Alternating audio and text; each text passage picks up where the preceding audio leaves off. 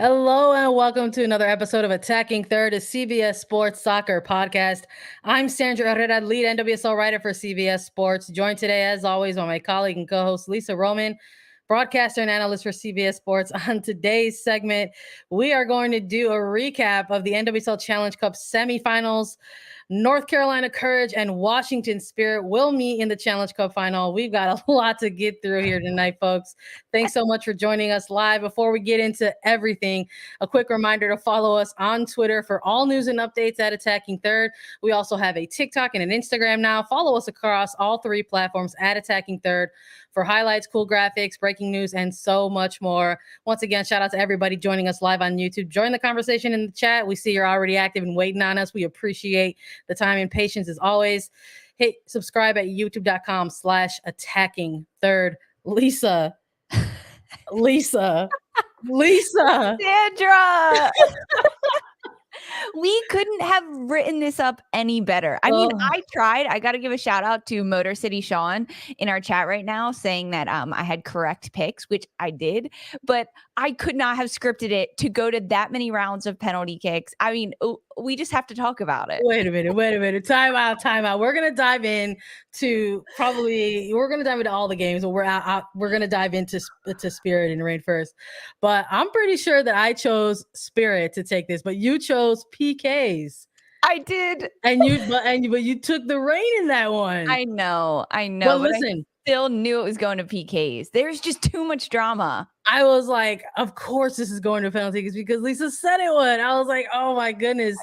We put it on them. We put the jinx on them. Listen, let's talk about the soccer. Let's talk about the buildup to this game. Let's talk about how these two teams were going head to head once more in a knockout elimination type of match. I love this. Before we get into everything, I just got to say this right here for me, Rain, Spirit, this is a rivalry. This is like an organic type of like origin story that you have between these two clubs. And the fact that they tend to just keep meeting in these type of scenarios, this is the type of stuff that like rivalries is based on. It's not just sort of regional. I love that it's like two teams from completely opposite sides of the country. It's just such fantastic stuff. For this one, though, in the build-up to it, we chatted about it on the previews of this game, Lisa. We talked a little bit about the fact that Rain were the top-seeded team in Challenge Cup. We talked about how there was overlap and frustrations and event conflict in terms of where this semifinal was going to be played. Rain, unfortunately, unable to play at Lumen Field because of the CONCACAF Champions League match that's taking place there. They scrambled to try to find somewhere else. The silver lining and mutual kind of beneficial thing there was, well, what if we tried to keep you both of these teams on the East Coast? Okay, let's play the game at Segra Field. Scratch that. We're not doing it. We're actually going to have it at Audi Field. There was a ton of buildup to this, and then they played each other just 2 days ago in the regular season. Rain losing that one 2-1, and then this semifinal coming down to penalty kicks. Holy cow. Let's start from the beginning. When we saw these starting lineups drop, Lisa, for example, did anything stand out? Did anything surprise you? Did anything just feel right to you when you saw the 11s for both of these teams? I know this is our job, but I'm like, why can't we talk about the handball and the penalty kicks? But you're right. We got to start at the beginning. The starting lineups that rolled out. Yeah, we have to talk about it because there was rotation. And in our preview of these matches, we knew we were going to see rotation. Day ago, OL Reign and Laura Harvey put out that their injury report list was zip. Not a player listed as questionable, not a player listed as unavailable. And then just hours before kickoff of this OL Reign Washington Spirit match, Quinn, the midfielder, the engine for OL Reign, is listed out, which definitely changed things for OL Reign and Laura Harvey. Quinn's a player that can control a game. And I hate to say it, I think it would have been a different outcome if Quinn was playing for OL Reign. So Quinn unavailable. That's a dagger in the heart for any OL Reign player, fan, coach. And then looking at the starting lineup for Washington Spirit, we saw Ashley Sanchez get a start in the front line. No Andy Sullivan in the midfield as well. So starting sixes, defensive midfielders for both sides are out in Quinn and Sullivan. And I like seeing Sanchez a little bit higher up the pitch. However, I don't think that Washington Spirit controlled as much of the ball in the midfield without having Sanchez in there. It's almost like a double-edged sword. To play her up top alongside Hatch and Rodman is where Sanchez can thrive, and she has so much more freedom and flexibility in a forward line. But she controls so much of the play when she is in the midfield. So those are the things that stood out to me. Oh my gosh, off the bat, and having Kelly O'Hara get a start as well, because she went out 2 matches ago with an injury. She only played 20 minutes in the last match that these two played in the regular season just last weekend. But O'Hara got the start, and Emily Sonnet back in the back line for Washington Spirit as well. Listen, I looking at those starting 11s drop, I'm right with you. I think in the preview, we chatted a little bit about this. We said that with the quick turnaround for both of these teams coming off of that regular season opener to this Challenge Cup semifinal, player rotation is going to be something that's going to come into effect here for this match. Who is going to be available and why?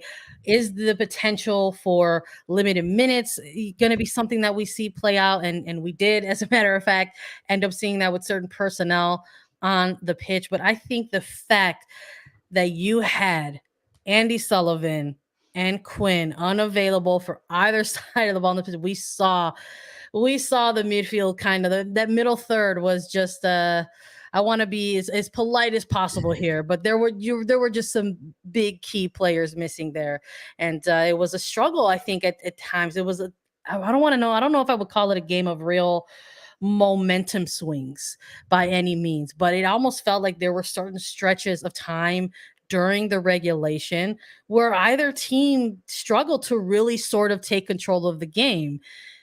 I would say within the first 75 minutes of the match, quite frankly, because we saw some real momentum shift kind of come into play. But these two headed into halftime scoreless. It was 0-0 into halftime.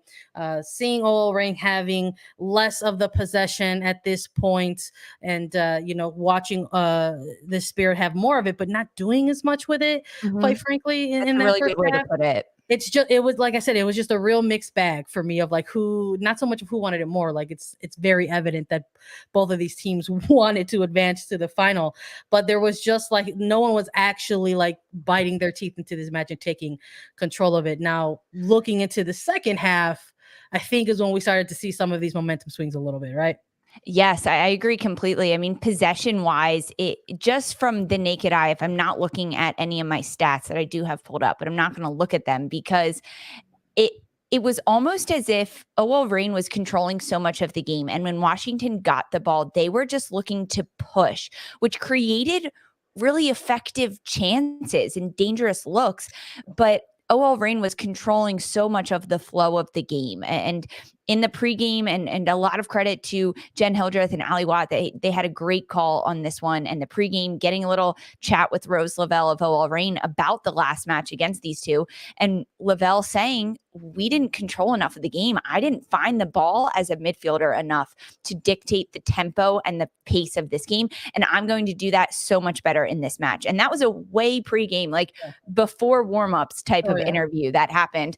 And then as we watched this game unfold, I was keeping a very close eye on Rose Lavelle because she's a player that can change exactly how she's going to play. And that's what she did. She didn't push herself so much higher, but instead dropped back to find the spaces in the midfield between Washington Spirit's Feist, Rotter, and Almer in that triangle in the midfield. And when Rose gets on the ball, she's just so much more dangerous, but she wasn't getting the ball and just looking to go forward, which we see Lavelle do so frequently. Instead, she was being that playmaker. She was really dictating how the play went, switching from side to side. The high press from both sides was really entertaining because it was just nonstop. Go, go, go, go, go. Bethany Balser did a fantastic job being able to drive the defensive shape of OL Reign behind her. So as the ball comes in to the back line between O'Hara, Sonnet, Staub, and Bogalski for Washington Spirit, Balser sits in the middle, and whatever way the ball goes initially, she cuts off the entire other side, which tells the 9 other players, 10 other players behind her, that the ball is going to stay on this left side of the field. That's where we trap and that's where we win it back. And Washington was incredibly patient in trying to build that out. And that's why there was zeros at the end of this, at the end of the 90 minutes. But holy cow, we got to give a shout out to the goalkeepers. I mean, Fallon, Tullis-Joyce, Aubrey, Kingsbury, both sides, tremendous game. These two had a tremendous game. I don't want to come on here and butter my own bread, but look, when we're talking about making predictions and talking about things, when I had to write about this a little bit for CBSSports.com, I said that maybe the defense was actually going to be stealing the headlines out of this match versus the attack. I mean, we've seen the highlights. We cover this league week in, week out. My goodness, daily. Sometimes it feels like, right here on Attacking Third. Yeah. But Hatch, Sanchez, Rodman, for me, not really the stars of the show in this one. I think it really came down to sort of these defensive shapes from both sides, quite frankly, during this match. And then obviously with this game going to penalty kicks, looking at somebody like Aubrey Kingsbury, not only making a couple stops, but at one point stepping up and converting a PK of her own as we get into the third one. Oh my goodness. The third one. It's not like she took the 8th or the 9th or even the 5th or the 6th. Aubrey Kingsbury took the 3rd penalty kick for Washington Spirit, which means that she was going to take one the entire time. Also, Rose Lavelle took one. We had a conversation about that. Rose Lavelle had a penalty kick saved just a few days ago when these two teams played in the run of play. This time, Rose Lavelle steps up and buries her penalty kick in this one. So a lot of, oh gosh, there's just so much to break down. But I mean, these goalkeepers, they did fantastic. When I'm thinking of some of the end-to-end that we saw in this game, I don't know how much I could sit there and say that there was a lot of that. But this final 15 minutes of regulation, Lisa, Reign just refusing to allow this ball to exit the Spirits half and just constantly staying and keeping a presence in the final third here. And we're building up and building up and building up. And it just sort of felt like at any moment there was going to be the break of this bend. And it just didn't happen for this Reign side. There was a moment right early in the second half where a goal was, broke through, but it was called offside. The replay on that, Jess Fishlock, wildly offside on that one in terms of the camera angle and the delivery. Alana Cook at one point looking like that counted. She scored it. And she was like, "Are we sure, guys? Sure about this?" I love the body language and the reaction there. But these final 15 minutes, winning corners, winning dangerous throw-ins for the Reign. And you just almost wondered what was going to happen. But Aubrey Bledsoe making herself big, having a couple really big saves on Bethany Balser, some 1v1 opportunity at one point, forcing a different angle from the striker, going just wide. And you just wondered as the time kept winding down. And I kept thinking of you, buddy. I was like, oh no, Lisa's prediction's going to come true. They're going to go straight to penalty kicks. But a very, very unfortunate moment that we absolutely have to spend a little bit of time chatting about, Lisa. We're talking about all of this movement and this action from OL towards the end of the game. And that includes the second half, Sandra, in the second half, 14 shots for OL Reign, 8 shots for Washington Spirit. That's just in the second half. And then when you look defensively, Aubrey Kingsbury had 8 saves in the run of play. Big. Huge. Big. We're talking about other big things, and that includes moments of high drama. Stoppage time in regulation here. We have a moment in which many of us were watching this on the stream, unless you were lucky and fortunate to be able to witness this game live. That's a little bit of a different scenario. But the angles that we were watching on this stream, Lisa, we see a moment in the box where a ball is played in, and it's a final attempt for a game to get put away in regulation. At this point, multiple substitutions have been made for the Reign specifically. We're just going to center on them for the bit. We saw the return of Megan Rapinoe to NWSL action in this game. Laura Harvey in post-game comments, and we'll get a little more into that as well, admitting to the fact that Megan Rapinoe was put into this game for penalty kick situations, period. Yes. Confirmed. And here we have a moment. A player coming back from an injury that probably can't run a lot. Like there's so many different reasonings behind that, but a player that can knock down penalty kicks. A stoppage time sub with a purpose. Yeah. And here is the potential for a moment to be decided in regulation. And what we saw on the cameras, Lisa, I don't think it's unfair to say this at all, was we saw a clear handball in the box. Talk to me as a defender. What's going on there? This is a 100% an obvious handball. You can even tell from the look on Anna Helferty's face after it hits her hand and her hand ricochets away from her body from the force of the ball. She looks like, oh crap, I just did that. Like, let's just run. Let's just get the ball out, because you never want to make that face too known, because that's what the official is going to look at if they don't get a clear vision of what actually happened. And clearly this official did not. There was a lot of bodies in the box, and this handball happened on the far side of the field, and the sideline official referee was on the near side of the field. So there's probably like 7 or 8 bodies in between the sideline official and where Anna Helferty actually hit the ball with her hand. And of course, on the replay, we can see it clear as day as this is happening. I honestly have no idea how the center official missed this. It's almost like just, even if you miss it, you can see the redirection of the ball, because as a ball that's being whipped into the box, all of a sudden comes to a slow bounce and Kingsbury can just gobble it up like a child hit the ball. No, it had to be slowed down somehow. The redirection of it by the handball, this was a really big mistake, a really big turn of events that ultimately went in Washington Spirit's favor. Because it's a game-changing missed call, 100%. I don't think that's unfair to say at all about this moment. Last I checked, I don't think you and I are going to be getting fined for talking about officiating in this game.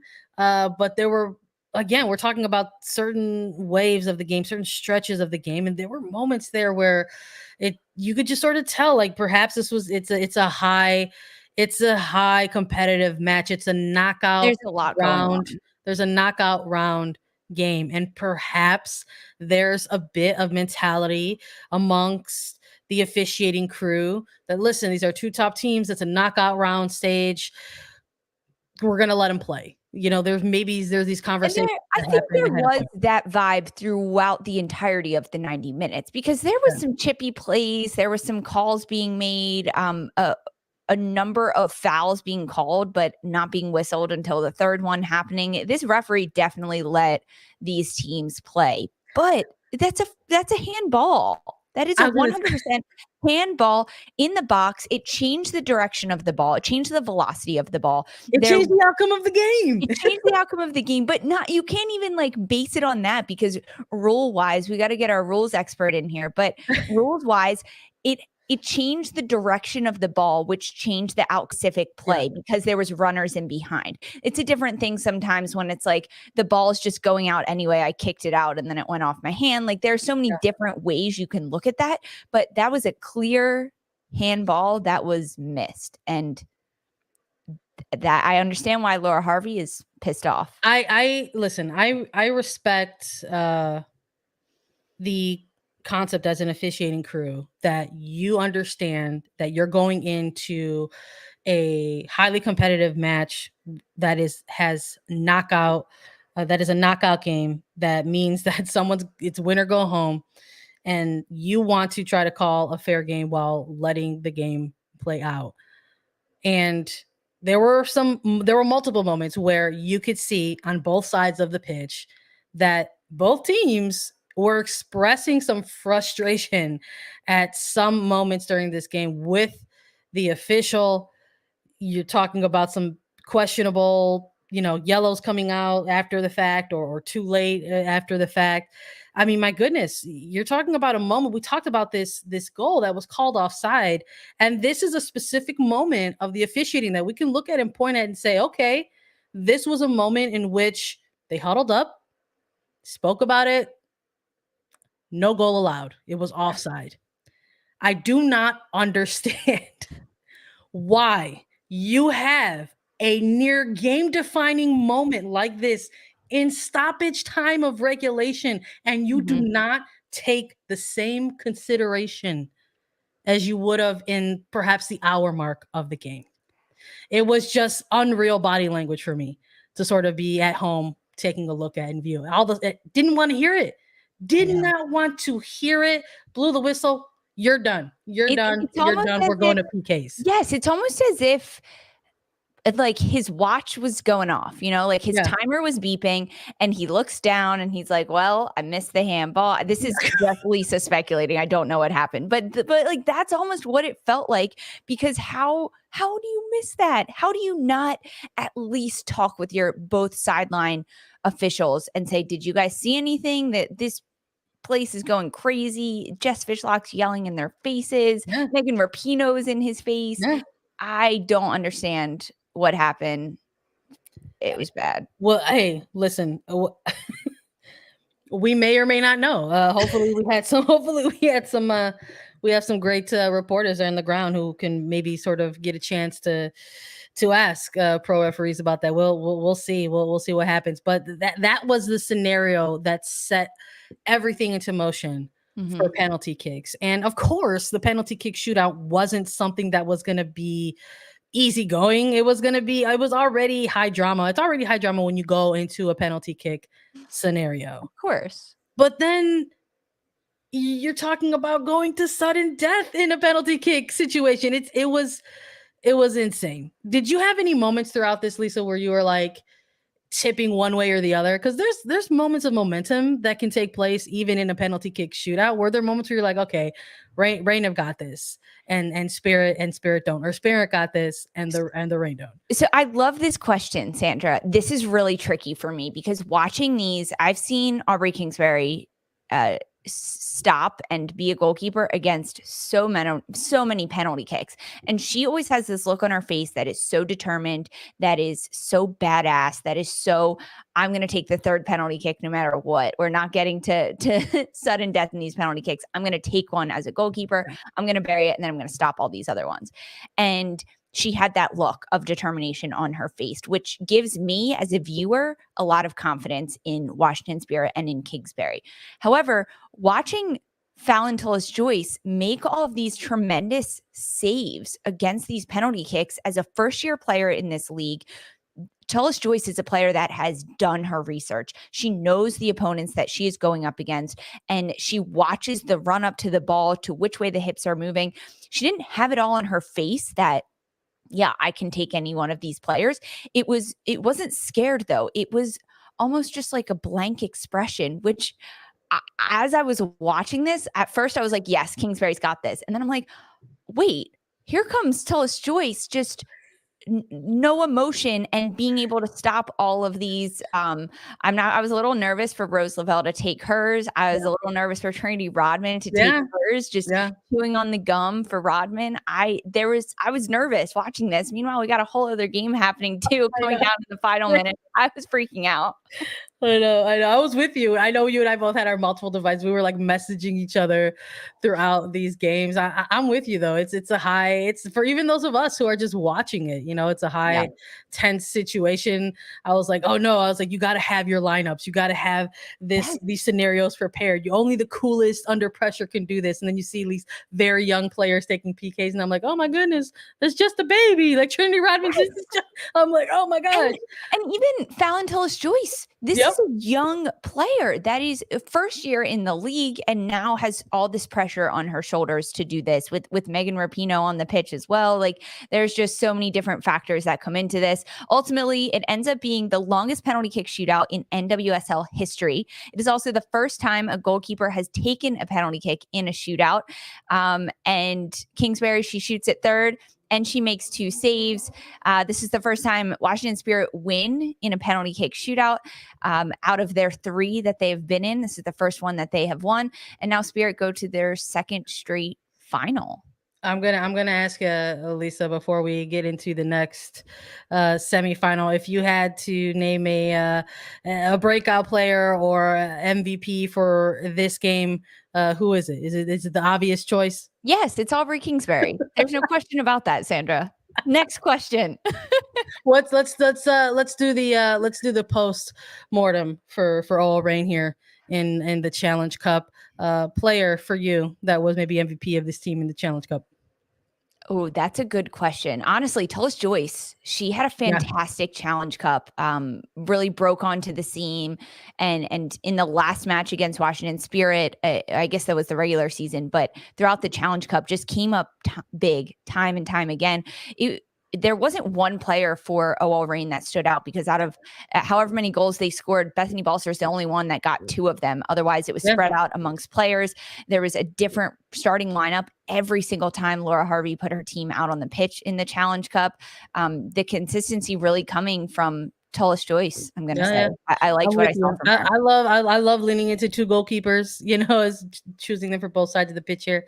I'm going to make a special case for Ali Watt as well. I really enjoyed watching what she was bringing for the Reign over the course of the Challenge Cup. I'm excited to see her continued development over the course. Just a taste. We just got a taste from Watt. And now we're going to hopefully get to see what she could do over a regular season with the Reign. But I'm with you. Goalkeepers for me in this one as well. We've got one more semifinal to get through.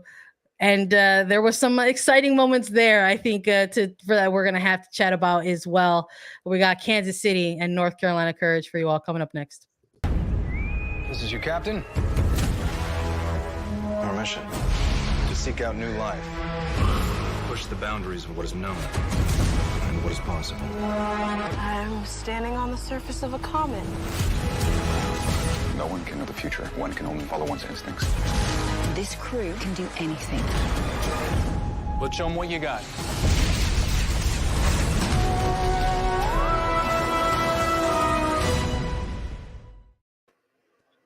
Kansas City Current versus North Carolina Courage. We had the Central Region winners going up against the number 3 seeded NC Courage. Lisa, when we took a preview of this game for everybody, I think we both made the picks in this one. We were high on Kansas City Current during the offseason and heading into the Challenge Cup. But when it came down to making a pick for this game, we both went the way of North Carolina Courage, and they are the victors in this one. 2-1 closing out this semifinal. A rainy, wet, soggy affair in Children's Mercy Park at Kansas City. Watching it, I had the thought where I said, if I'm watching this and I'm having trouble seeing, I cannot imagine what it's like playing in this. If you're one of the players on the pitch and in a high stakes knockout game. This one. Disgusting. I mean, watching that rain come down, there's so many different factors into it. I mean, yes, seeing is a huge factor. And then a night game in the rain, the lights that shine, it almost reflects off the raindrops, which creates glares across the field without anything in the way there, just the rain. So that happens as a player. Your jerseys are also incredibly wet and heavy. So you run a lot slower. Your cleats are just soggy and full. Like, there's just so many factors that go into it. And I know that JP and Lori Lindsay were talking about this on the call as well. There's so many different reactions to the turf as the rain is coming down, in the fact that the pitch can either get really heavy and soggy and slow the ball down, slow the play down, slow runs down. As a human, you can't run as fast in the rain when the turf is that wet. But if it's a lighter rain and the pitch is just slick enough, the ball moves incredibly fast. It skips on the ground. And the most difficult part that was happening throughout this Kansas City Current North Carolina Courage game is that the rain was fluctuating. It was pouring down really hard for minutes and spans at a time. And then it was getting lighter, which gave the illusion that it was maybe going to stop or it was going to stay light. So the ball speed was actually fluctuating throughout the 90 minutes of the game. And I also heard that it wasn't downpouring during the pregame warmups. That really only started once kickoff happened, which changes everything. I mean, the elements play a factor. However, both teams have to deal with the elements. So it plays a factor up until a point. and then you just got to deal with it. I want to start similarly as we did when we were talking about Rain versus Spirit. Let's chat a little bit about the build up to this match. Not a lot, not as much off the field action in terms of who was going to host and where, and if there were problems with stadium logistics or anything like that. Once the seating shook out the way that it did, you knew KC was going to host. No conflicts there. Children's Mercy Park, North Carolina Courage on the road. When we're looking at the starting lineups for this one, though, Lisa, when they both dropped, again, when we were doing our previews, we're like, quick turnaround, who's going to be available, who's not going to be available. For the North Carolina Courage side of things, I was really excited to see somebody like Debhina Ordonez get the start in this match. Ordonez having, coming off of this CONCACAF qualifiers and really kind of, I think, introducing herself to a larger audience, right? An audience that's beyond perhaps the American collegiate game, if the audience that watches that, or even just the NWSL for that matter. And with the quick turnaround, I think, again, we knew we were going to see some player rotation. So to sort of see her get slotted in with Smith on the bench, I was okay with that. I'm very excited with what we're seeing from somebody like Taylor Smith this year, but giving a player like that a shot and tasking a young player with a start in a knockout game, I think is a huge vote of confidence, I think, for that type of player. And I think we saw that out on the pitch today from her. And I think on the Kansas City side of thing, I think you and I could both agree seeing Mace available off the bench, I think was a plus, but knowing that maybe she wasn't able to go a full 90 was going to be something that was going to impact Kansas City side of things. What were some of your impressions when you saw these 11s? You're exactly right. For Kansas City, it was Haley Mace. That's exactly who I keyed in on when I saw the availability report. And at that point, I was thinking that Mace was going to start, that a player that is on limited minutes, it depends on the training staff and what they want to do and what's best for that player's recovery. But a lot of times it's you do the entire warm up and then your body's warm, your muscles are ready to go. You feel good. You start the game and then you can come out whenever. So to not see Mace in the starting lineup, I was a little bit surprised to see that as well. But when we look at Matt Potter's side for Kansas City Current, he went with a 3-back in this match, whereas he switched throughout the Challenge Cup, but most recently played a 4-back against Portland, and that didn't work in the regular season. So I see why he switched here, but having a rookie and Jenna Weinbrenner out on the wing, he's pushing Alex Luera, who has been a center back throughout the Challenge Cup, higher up the pitch. She's playing in that 6 role for Kansas City because she has such great distribution of the ball. When she has it at her feet, she can find her players, and she's a really good passer. So he moves her higher up the pitch just to create a little bit more possession for Kansas City. And sitting in alongside Desiree Scott, it seems like a good battle. I actually really liked what we saw from Alex Luera throughout this match. But also Victoria Pickett for Kansas City getting the start. I was really pleased with that. I know you mentioned Debhina Ordonez for North Carolina Courage. I love watching this player. I'm really happy she got the nod at start. And also Gray in the midfield. She got the start alongside Speck, O'Sullivan, and Debhina in that midfield box unit for Sean Nahas. And I like what I'm seeing from these players. There's no Pickett back for Kansas City, but Merritt Mathias and Jaylene Daniels out on the flanks for North Carolina, which has been usual to see them there. So, but yeah, Haley Mace was probably the biggest one for me, seeing her availability. Yeah, same. I think it caused some fits immediately for Kansas City. We're talking, it took just under 20 minutes for North Carolina to go ahead and get the breakthrough and sort of crack open this goal scoring, but it came by way via penalty. Maybe that was a little bit of foreshadowing for the other match that was happening right alongside of it. Both of these games only separated by a half hour of kickoff time here. But listen, let's center in a little bit about how this came to life. Brazilian international Kerolin Nicoli just causing fits, just causing fits on the pitch, rain or shine, quite frankly, winning the penalty here in this match. This is the 3rd penalty in the Challenge Cup that this player has earned for her club already, and now doing it in a knockout round scenario.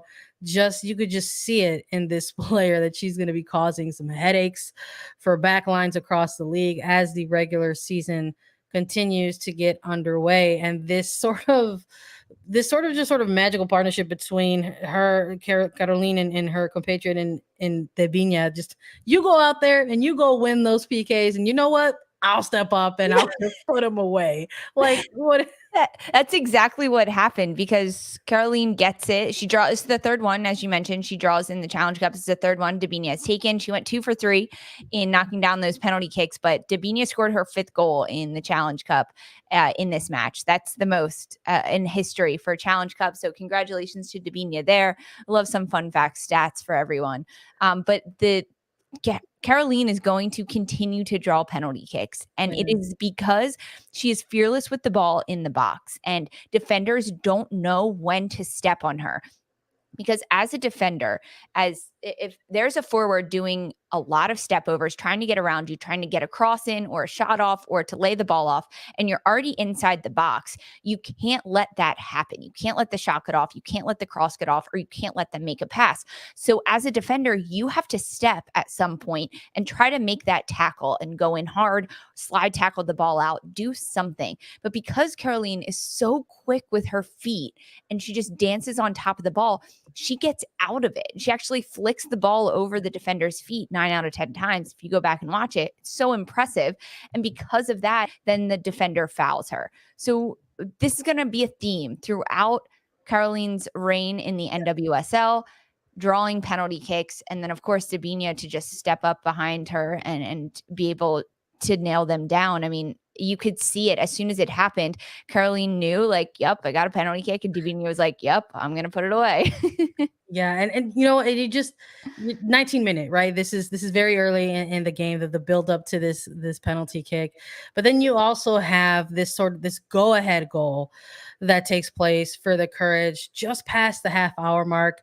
We see this awesome sort of sliding run into the box by Ordonez to sort of just get like a shin guard on it, right? And it just finds its way into the back of the net to give the Courage a 2-0 lead. And maybe it was just the crummy weather or knowing the injury reports ahead of this game, but I felt for Kansas City in this moment. I felt like that first half was a little bit more even at times than the scoreline actually alluded to. When you're looking, like, let's say if you have both games going on, you just happen to check in on what's going on in the Courage, and you're like, oh, 2-0, like they're putting it away. But exactly. You know, we're looking at some of these first half stats. You're talking 8 to 9 shots. You know, the Courage just winning the edge in that. 3 shots on target for KC versus 4 from the Courage. Just, I don't know if I would want to sit here and say unlucky, but it just definitely felt maybe like the game in the first half was a little bit more even than the scoreline alluded to. And I had wondered going into the second half if maybe a little bit of, you know, okay, let's regroup, let's hit the reset button, let's see what happens in the second half, that maybe that would have benefited Kansas City. And we did see them get one back. Yes, ultimately we did. I think the first 45 minutes, it is a bit deceiving to see the score line and kind of see how the match unfolded, because Kansas City had a lot of really good possession. They had a lot of really good moments. They were creating opportunities. They were being quick in their attack, but then also being patient in the buildup in those moments when they needed to. But it was sloppy mistakes. The first goal that came from the penalty kick, it was turned over out of a sloppy misplay in the back, and Kerolin was able to pick it off. And then she's already 3/4 of the way down the field, just 20 yards outside of the 18-yard box. And that's how she draws the penalty kick. So it was mistakes that North Carolina was able to capitalize on, which has been an incredible theme for North Carolina throughout the Challenge Cup. And really what we're seeing is that they don't get as many chances maybe as other teams, but they sure do put them away, and they sure do capitalize on moments when other teams are on their heels. And that's what we saw heading into the second half for this match. Things changed a little bit because Kansas City was down 2-0 at the halftime. They needed to switch momentum. They needed to change what was happening. A slew of substitutions happening, one of them being Haley Mace coming in. And one of them also being Lo LaBonta coming in. These two players, Mace and LaBonta, that changed things for Kansas City because Mace and LaBonta can control a little bit more of the ball possession tempo that Kansas City is looking to have, whether it's swinging the ball from one side to the other or moving the ball from back to front of the field and getting higher up the pitch. Here is where Kansas City created a lot more chances and they had a lot more moments of opportunity that you asked me before about momentums and waves in games. Yeah. Throughout the second half, there was a lot of waves where I thought Kansas City was going to get one and not necessarily incredible shots that were just missing or that Caitlin Rowland was just saving. I mean, she did have incredible saves, but it was more just like they had so much possession and they had so much momentum that it was almost just waiting for it to come. And ultimately it did. Kansas City did have a breakthrough and they were able to get one goal back on North Carolina's 2.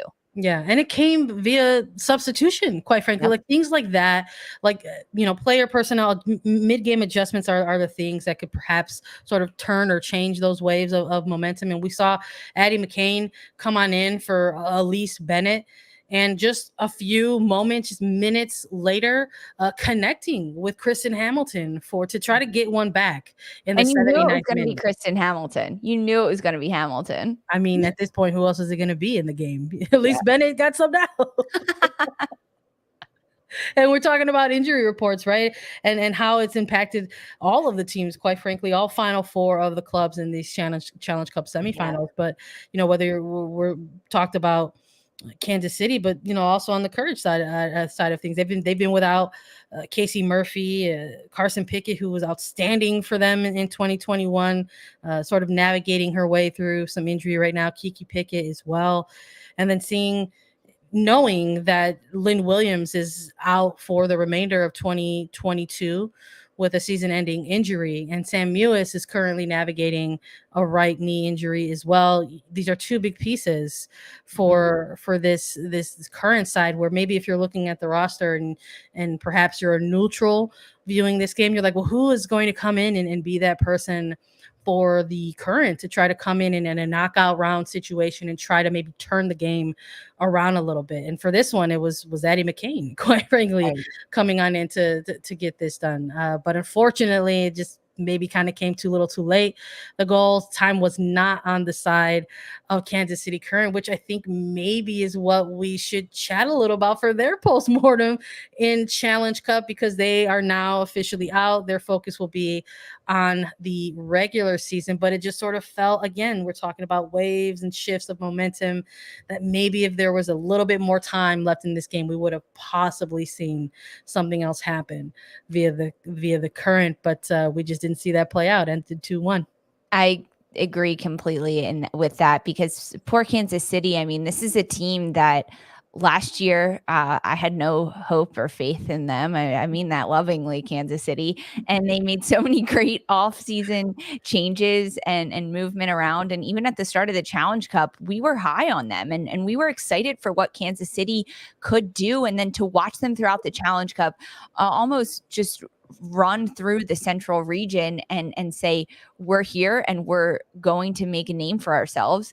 But they're just missing the extra pieces. And maybe that'll come with time. They have a lot of young rookies and a lot of good talent in those rookies, whether it's Weinbrenner or Luera or Bennett up top, Rodriguez. They have a lot of good pieces, but they just need a little bit more time. So maybe playing in the Challenge Cup and going up against the same competition twice in a short period of time really helped Matt Potter to be able to assess what his team needed to do better and what they could grow upon.